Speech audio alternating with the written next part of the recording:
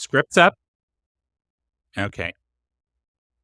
What was it about Chum that made it so memorable to so many people? I'll state categorically that it was because Chum was an original. If other stations across North America ran contests, and they did, Chum launched more contests, bigger contests, wilder contests. While a number of stations encouraged their jocks to make public appearances, Chum announcers were constantly flinging their fandangos in the listeners' faces. The person who wrote that opening line was a former Chum promotional director, so you can expect a little hyperbole. But he's not wrong, and this episode is the proof. As an early Mother's Day present, I decided to let my mother choose the topic of this week's episode, and she chose 1050 Chum. Decades later, it was still memorable to her. I suspect that this episode will play differently for boomers and everyone else. Certain things at certain times become the center of pop culture, and pop culture is never more important than when you're a teenager. For Gen Z, it's TikTok. For millennials, it was Much Music and MTV. For boomers who grew up in Toronto, it was 1050 Chum. This is the story of the radio station that introduced rock and roll to Toronto and became the center of youth culture for a decade or more. Welcome to Muddy York.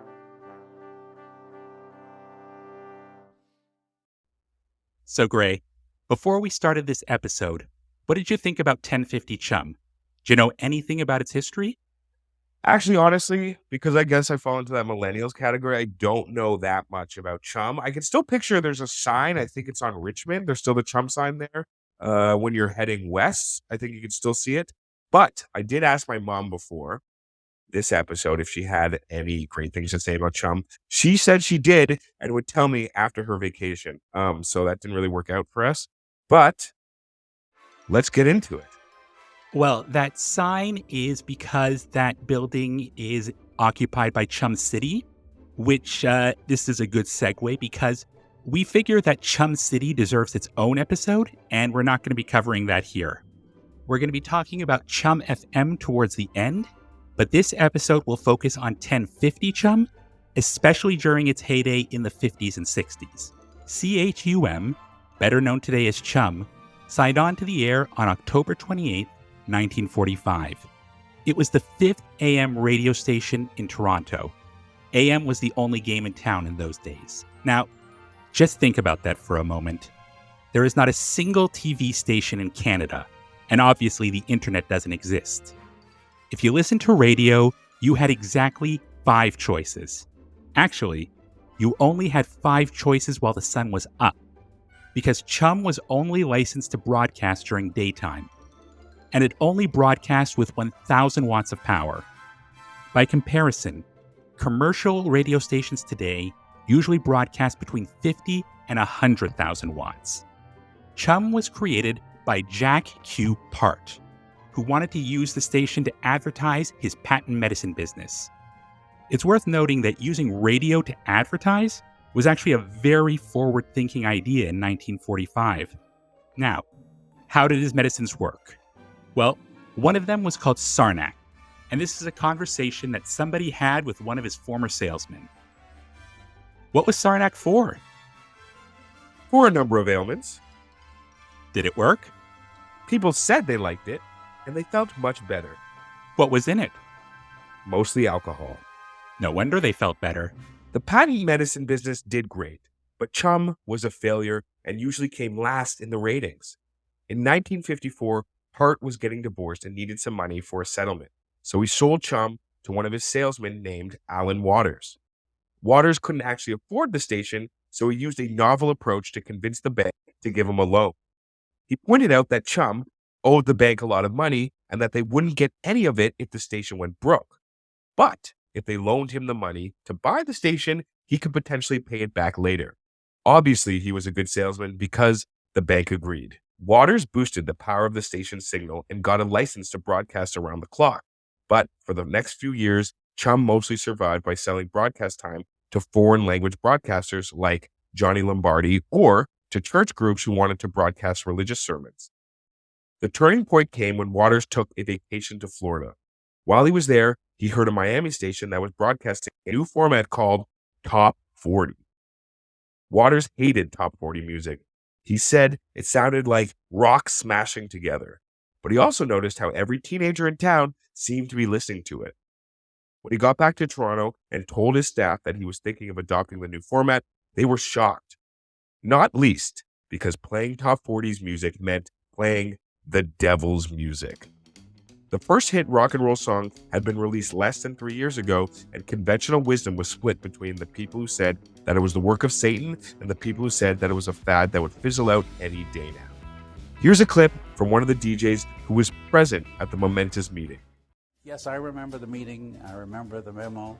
What he said to us was, this is what we're going to do. It was copied after WQAM in Miami. It was new, absolutely new concept for radio. So he told us, and he more or less said, like it or lump it. And we all said, we'll like it. Then the next day, we had quite a large library of music. At that time, they were 33 and thirds and 78s. He threw them all out.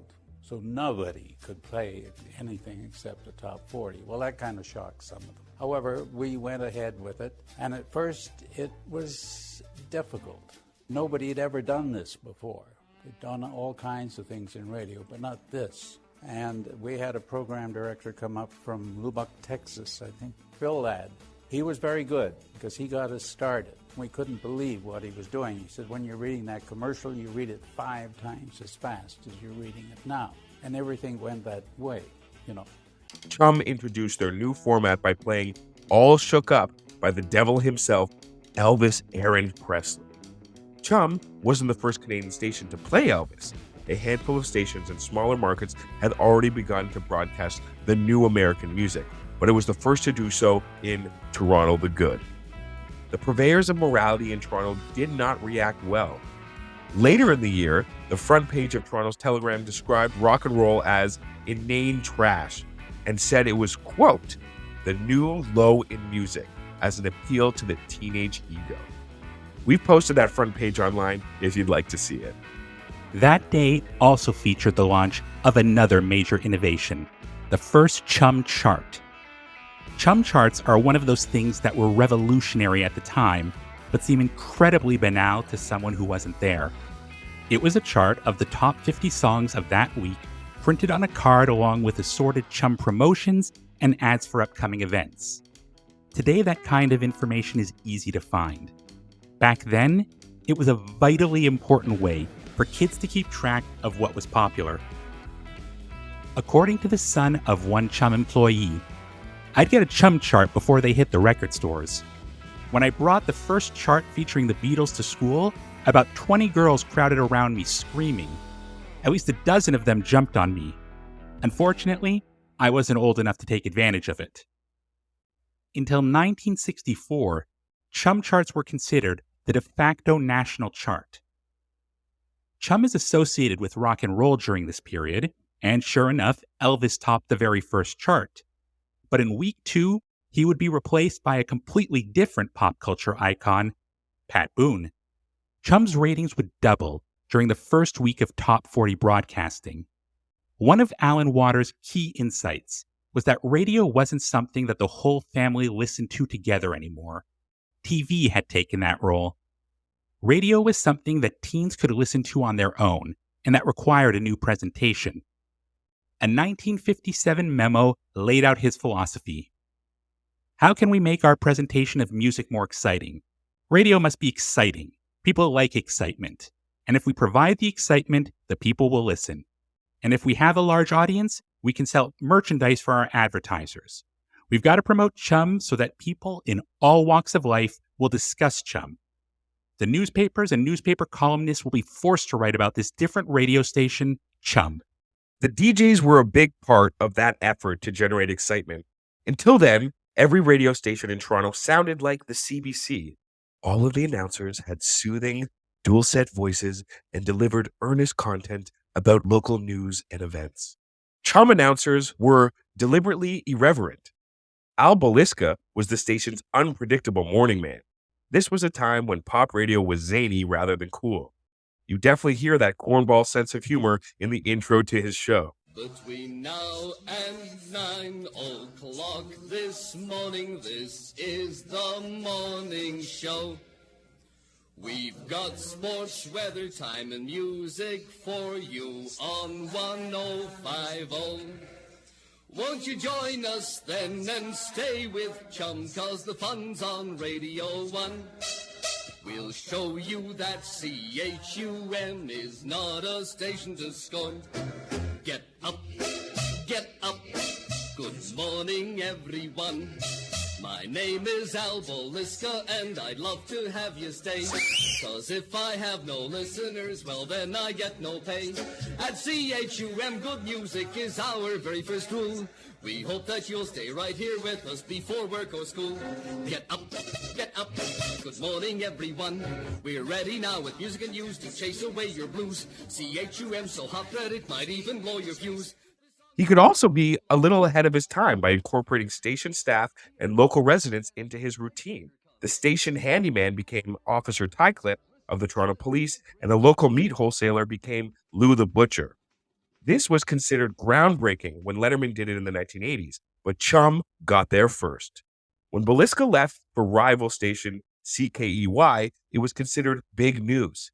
He would be replaced by Jungle J. Nelson. Jungle J, Chum's new morning mayor, begins December 2nd on CHUM. Start your day with Jungle J.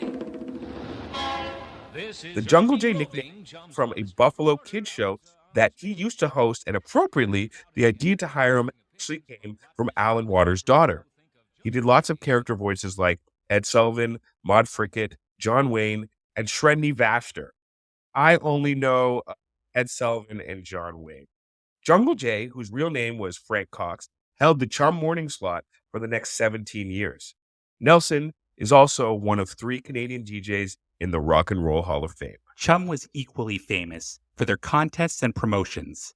Bucks for Yucks was a system where listeners could mail in a joke and get $1 if it was used on air. $1 was still worth something back then. This eventually evolved into Bucks for Clucks, where listeners were invited to call in and cluck like a chicken. Chum claimed that they received so many calls that Bell demanded they cancel the contest because it was overloading the phone system. They also held a contest in which listeners were invited to design a billboard for their favorite DJ. My personal favorite has an executioner with the slogan, "Listen to Mike Darrow on Chum 1050 or you die." They probably wouldn't let you post that today. A contest called The Walking Man became famous because of how badly it backfired. Listeners were supposed to spot Chum's mystery walking man using only clues given out on the air. The Chum Walking Man. This Tuesday, a man will walk the streets of Toronto, find this man, and win $1,000 in cash. The Chum Walking Man could be anywhere. If you approach him and say, CHUM is my favorite station, you will win $1,000. Say to everyone, CHUM is my favorite station. Listen for clues on Chum, and Tuesday, find the Chum Walking Man. However, there wasn't much interest from listeners, even as the clues became easier. So finally, Chum announced that the mystery man would appear at Yonge and Queen at 12:30 p.m. wearing a bowler hat and Bermuda shorts. The first person to identify him would win $200. The problem was that thousands of people showed up to claim the prize. The police had to shut down the intersection, and Chum spent the rest of the day making on-air apologies. Many of these ideas are commonplace today, or even cliches. But at this time, this was a whole new form of interactive media that people had never heard before. Of course, the most famous Chum events were the concerts. Most of the performers were local groups or small-timers, but stars like Buddy Holly and Harry Belafonte also appeared. Johnny Cash was so drunk for his concert that he volunteered to give his appearance fee to charity. In 1957, Chum hosted the King of Rock and Roll himself, but most people would agree that the biggest concerts featured the Fab Four. Now, despite what you might hear, Chum wasn't the first radio station in Toronto to play the Beatles. CFRB of all stations had played Love Me Do as early as 1962. Nonetheless, Chum was the Beatles station in Southern Ontario because one of its announcers was also the president of the Ontario's Beatles fan club. She was actually a high schooler named Trudy Metcalf who went on the air after school. She'd been in the UK in 1963, seen the Beatles performing live, and volunteered to create the first overseas Beatle fan club. By 1964, it had over 100,000 members, and when he was first introduced to Trudy, John Lennon bowed in appreciation. Having Trudy on staff meant that Chum got a jump on all the Beatles news, and of course, Chum hosted the concerts when they performed at Maple Leaf Gardens. DJ Duff Roman described those concerts. The screaming was absolutely overwhelming, even disorienting. Backstage, the Beatles were frightened. When Elvis performed at Gardens in 1957, it was a polite, well-behaved country music concert. Something had happened in Toronto in the years between, and I think Chum was a part of it. At this point, we want to take a moment to play a particular Chum clip. It really has nothing to do with the overall topic, but I think you'll understand the importance when you hear it. Temperature 49 degrees, under clear skies, probability of showers tomorrow 70%. Toronto, the Maple Leafs won their second Stanley Cup in 2 years tonight with a 3-1 victory over the Detroit Red Wings. It gave them the best of 7 series in 5 games, 4 games to 1. With a report, Chum Sports Director Brian Hall. Perhaps you can hear the noise in the background here in the dressing room at Maple Leaf Gardens. The dressing room of the Stanley Cup champions for the second year of succession, the Toronto Maple Leafs. They defeated the Detroit Red Wings tonight by a score of 3-1. Now, that's probably the only time you're ever going to hear those words announced, so I hope you enjoyed it. Chum's success inspired copycat stations in other Canadian cities. Chum noticed this phenomenon and responded to it in their own particular way.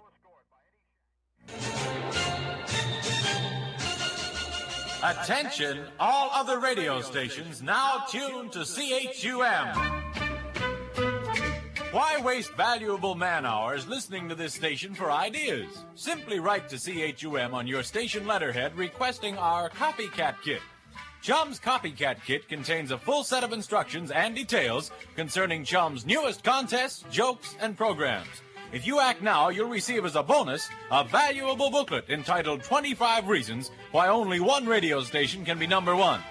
Kits will be sent only to licensed broadcasting stations. Write today. Simply say, I'm a copycat. That's Copycat Kit, Chum, Toronto. Twist with Chum. It's in the record. Despite that claim, Chum was never the number one station in Toronto. It was usually CFRB. But just like today, CFRB was stodgy and serious. It was radio for parents, not for teenagers. That's why so many boomers remember Chum, even while they listen to CFRB today. Chum's main competition for younger listeners was CKEY, which doesn't exist anymore. Chum was usually the dominant station in that rivalry, but one can argue that CKEY was sometimes ahead of it when it came to new music. Remember, Chum played top 40, not just rock and roll.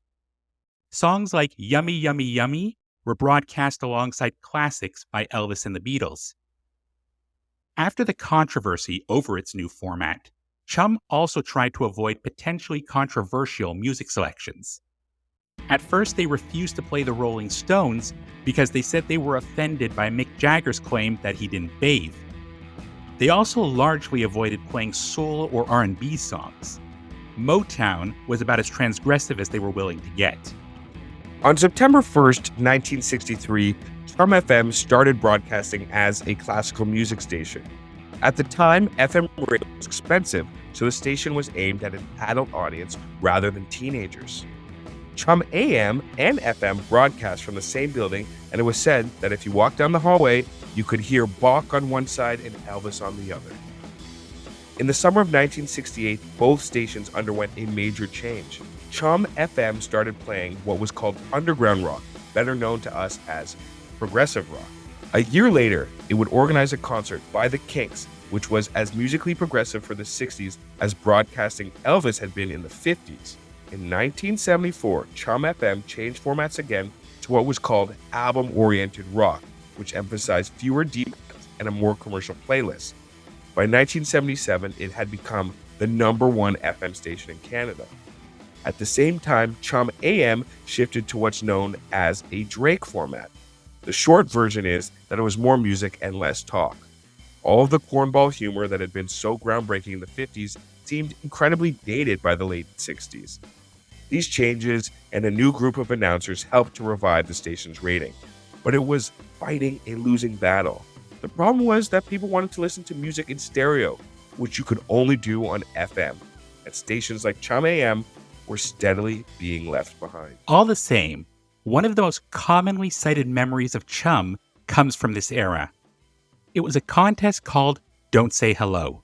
I'll bet you never thought we'd call you. I listen to Chum. Why do you listen to Chum? Are you giving me $1,000?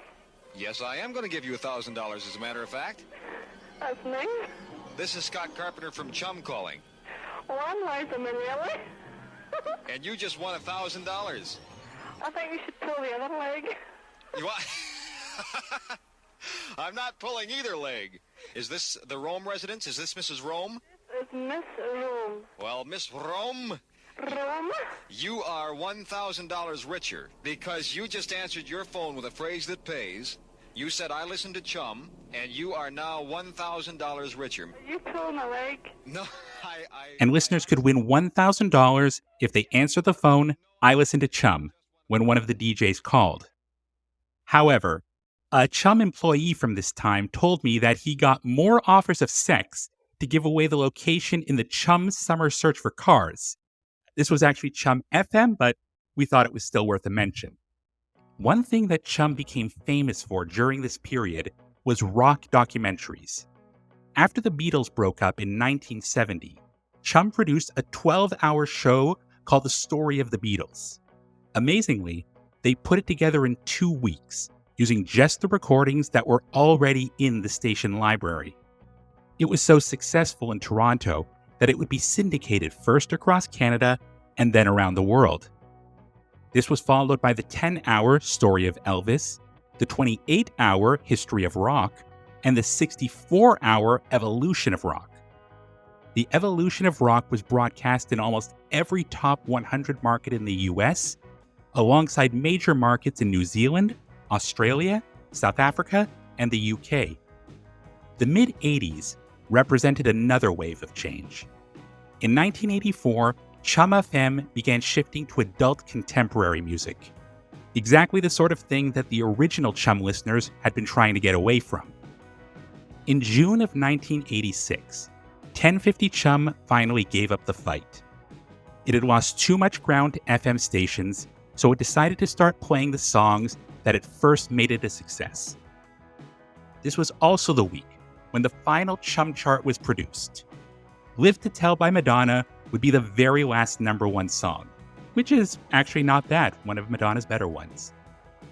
When announcing the change, the station manager almost apologized, saying, "We had no choice but to come to an undeniable conclusion." After playing We Built This City, which features the line, "We built this city on rock and roll," Chum adopted the new slogan, "Favorites of yesterday and today." They insisted they weren't becoming an oldies station. 3 years later, they became an oldies station. During the 90s, Chum picked up rights to Argos and Jays games, so in 2001, management decided to convert the station into an all-sports channel called The Team. This became one of those events that caused a generational midlife crisis, and the media spent a solid week talking about Chum's legacy. It turned out to be something of an anticlimax because the new format bombed, and 16 months later, they were back to playing oldies. Now, we haven't spent any time talking about the corporate side of things, but since 1957, Chum had amassed a considerable media empire, including, most notably, City TV. In 2007, all the Chum properties, except for City, were sold to CTV Glow Media, which is a mouthful. 2 years later, Chum dropped its oldies format for a second time to become CP24 Radio 1050, which was just an audio simulcast of CP24. This time around, there was no great remembrance of what had once been. They went straight from playing Black Magic Woman to CP24. The second last song they ever played was Release Me by Engelbert Humperdinck, which is a pretty good symbol of how things had been going. In 2010, Bell Media bought CTV Globe Media and decided to convert the station into TSN Radio 1050. The station owns the radio rights to the Leafs, the Raptors, the Argos, and TFC. Despite that, it hasn't had much success. The station usually ranks near the bottom of the ratings and draws just a quarter of the audience who listens to the rival, the Fan of Night. Now, Much Music hasn't shown music videos in years. The official station name now is just Much, because there isn't any music. At most, it has 1 hour of original programming in a day. The rest of the schedule is filled with movies, reruns, and seemingly endless episodes of ridiculousness. Nobody under 20 cares about it. But when I was a teenager, it was a vital source for music and pop culture, and I'll always remember it that way, even as younger people wonder what the big deal was. 1050 Chum played the same role for boomers. Everybody knew about it, everybody listened to it, it brought rock and roll to Toronto. What more could you ask for? Definitely, indeed. What more could you ask for? And guys, that concludes our episode for today. If you're feeling nostalgic, go listen to some AM radio if you still have that. So you can do that. But Adam, now that it's over, where can the good people find us? Well, they can find us on Twitter at Toronto_history. On Facebook, they can find us at Muddy York History, all one word. Or they can email us at Toronto_history@outlook.com.